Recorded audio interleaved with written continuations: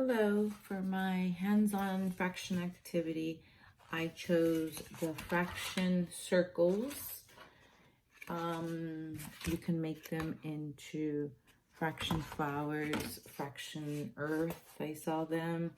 So this represents 1 whole, 1/2, 1/4, and you can just keep going 1/3, 1/5, 1/6. I saw they did it all the way up to 1/10.